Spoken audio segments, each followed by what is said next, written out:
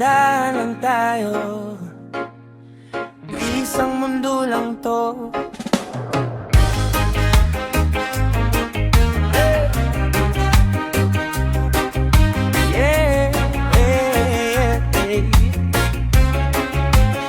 Sa kalsada ng buhay, iba-iba ang kulay, iba ang paniniwala, iba ang pinanggalingan.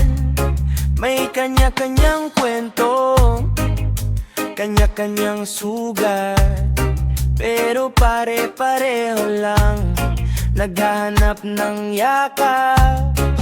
May nagsisigaw ng tama, may tahimik lang, may dasal sa gabi, may tanong sa araw. Di kailangang magbanggaan, di kailangang manakit, kung pakikinig lang sana ang unang hakbang natin. Hindi mo kailangang sumang-ayon para igalang ang isang tao. Sa gitna ng gulo at ingay, pag-ibig pa rin ang tunay na gabay.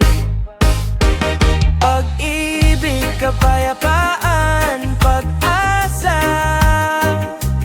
yan ang kulang sa mundo ngayon. Hindi away, hindi galit, kundi respeto sa bawat paniniwala.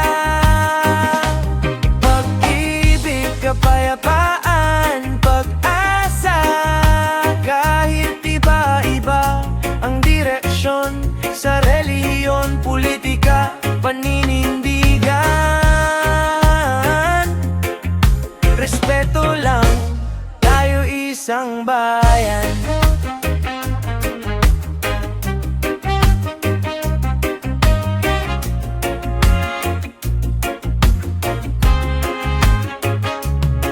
Sa social media, bilis ng apoy, isang salita, gulo na agad ang tuloy. Nakalimutan na minsan ang pagiging tao, mas mahalaga ang panalo kaysa kapwa mo. Pero sa ilalim ng lahat ng ingay, may pusong gusto lang din umunawa. Di mo kailangang manalo sa debate para maging tama sa mata ng may kapal. Kung ang boses ay gagamitin sana para maghilom, hindi manakit sa mundong pagod na sa galit, kapayapaan ang tunay na hit. Pag-ibig, kapayapaan, pag-asa, yan ang kulang sa mundo ngayon.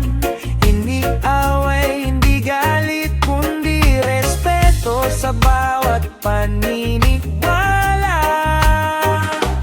Pag-ibig, kapayapaan, pag-asa, kahit iba-iba ang direksyon sa reliyon, politika, paninindigan. Respeto lang, tayo isang bayan.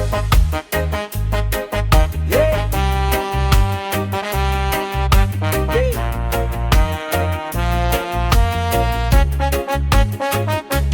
Di mo kailangang maging katulad ko para tratuhin kitang kapwa ko. Sa ilalim ng araw, sa iisang lupa, tayo'y magkakaiba pero iisa.